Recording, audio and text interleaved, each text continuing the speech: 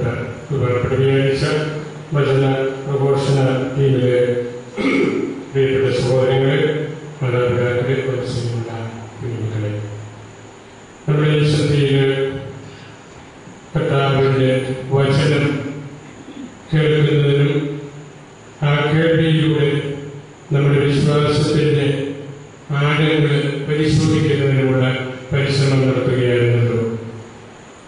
പല സന്ദേശങ്ങൾ നിങ്ങൾ കേട്ടു. അവയിലെല്ലാം ഉൾച്ചേർക്കപ്പെട്ടിരിക്കുന്ന കർത്താവിന്റെ വാക്കുകൾ, വചനങ്ങൾ നമ്മളെ ജ്വലിപ്പിക്കണം.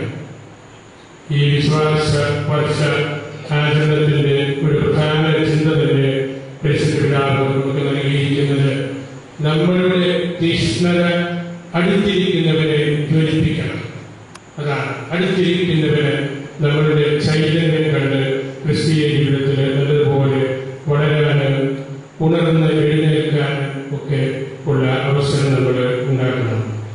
പിന്നെ ഈ സന്ധ്യയിലെ 2 നിമിഷങ്ങൾ നിങ്ങളോട് ഒരു തിരുവചനത്തെക്കുറിച്ച് മാത്രം 1-2 ചിന്തകൾ പങ്കുവയ്ക്കുകയാണ്. മർക്കോസിന്റെ സുവിശേഷം 4-ാം അധ്യായത്തിലെ ഒരു കൊച്ചു വാക്യം, നമുക്ക് അക്കരയ്ക്ക് പോകാം. കർത്താവ് ശിഷ്യന്മാരോട് കൂടെ നിന്നിരുന്ന മറ്റ് ജനാവലികൾ അടുത്തു നിന്നവരോടുമൊക്കെയായിട്ട് ശിഷ്യന്മാരെ നോക്കി പറഞ്ഞതാണ്, നമുക്ക് അക്കരയ്ക്ക് പോകാം. കർത്താവ് പത്രോസിന്റെ വള്ളത്തിൽ കയറിയിരുന്നു. വേറെയും വള്ളങ്ങൾ, ബോട്ടുകൾ ഉണ്ടായിരുന്നു.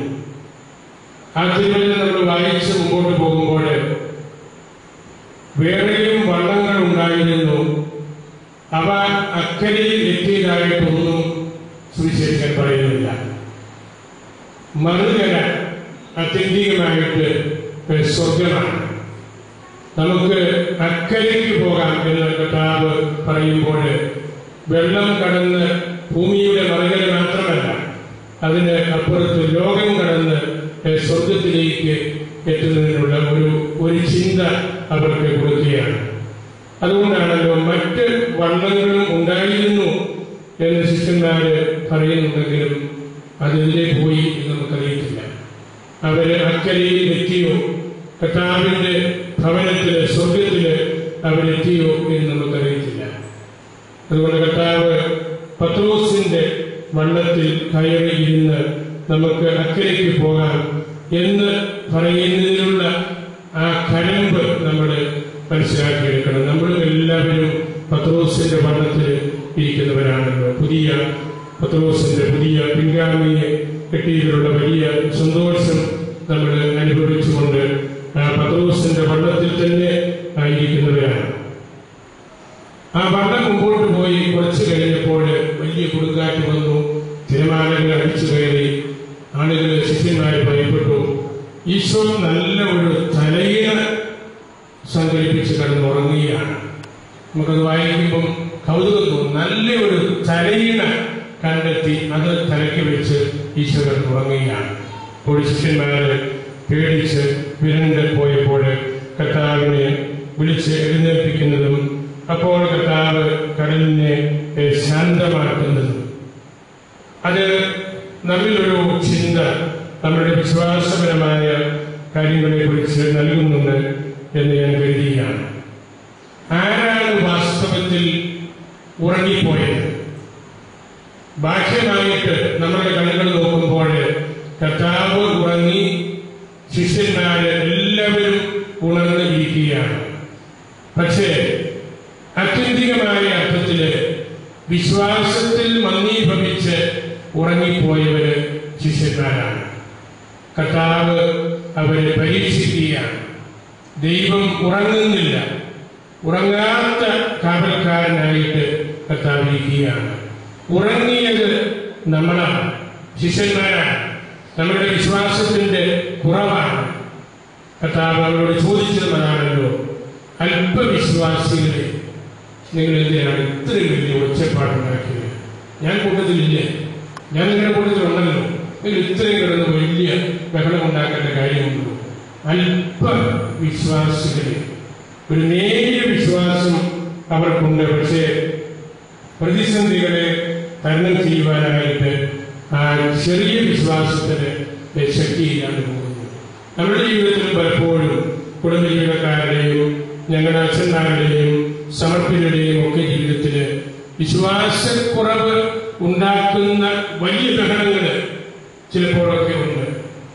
വിശ്വാസക്കുറവ് ഉണ്ടാക്കുന്ന കോലാഹലങ്ങൾ, വലിയ ഒച്ചപ്പാടുകൾ, നമുക്കൊന്ന് ക്ഷമിക്കാനോ ഒന്ന് പൊറുക്കാനോ ഒരു വിട്ടുവീഴ്ചയ്ക്കോ ഒരു കാരുണ്യ പ്രവർത്തിക്കോ ഒന്നും മനസ്സില്ലാത്ത വിധത്തിന് ആ മേഖലയിൽ നിന്നൊക്കെ നമ്മൾ അകന്നകന്ന് പോയി കഴിയുന്നു. നമ്മുടെ സ്വാർത്ഥതകൾ വളരുന്നത് കൊണ്ട് നമ്മുടെ വിശ്വാസത്തിൽ ഉറങ്ങിയവരെ പോലെ മറ്റ് കാര്യങ്ങൾക്ക് വേണ്ടി വലിയ ഒച്ചയും ബഹളവും എല്ലാം ഉണ്ടാക്കി നടക്കുകയാണ്. പഴയ നിയമത്തിലെ പ്രവാചകനായ നാഹൂം അദ്ദേഹത്തിന്റെ 1-ാം അധ്യായം 4-ാം വാക്യത്തിൽ പറയുന്നു, അവൻ കടലിനെ ശാസിച്ചു, അത് വറ്റി വരണ്ട് പോയി. ഒരു പ്രവചനമാണ്, മിശിഹായിൽ പൂർത്തീകരിക്കപ്പെടേണ്ട ഒരു പ്രവചനം. അവൻ കടലിനെ ശാസിച്ചു, അത് വറ്റി വരണ്ട് പോയി. കർത്താവിന്റെ ഇടപെടൽ ഉണ്ടാകുമ്പോൾ നമ്മളുടെ ഭൗതികമായ ചിന്തകള്, ശാരീരികമായ താല്പര്യങ്ങളും ഒക്കെ സ്ഥലം വരും. അതെല്ലാം വറ്റി വരണ്ട് ഉണങ്ങിപ്പോകും. ഹബക്കൂക്കിന്റെ പുസ്തകം 3:10 ജലത്തെ ചിതറിച്ച് കളയുന്ന കർത്താവിനെ കുറിച്ച് നമ്മൾ കേൾക്കുന്നുണ്ട്. കർത്താവിന്റെ വചനം വരുമ്പോൾ വലിയ ജലാശയം അത് ഒറ്റ നിമിഷം കൊണ്ട് ചിതറിക്കപ്പെടുകയാണ്.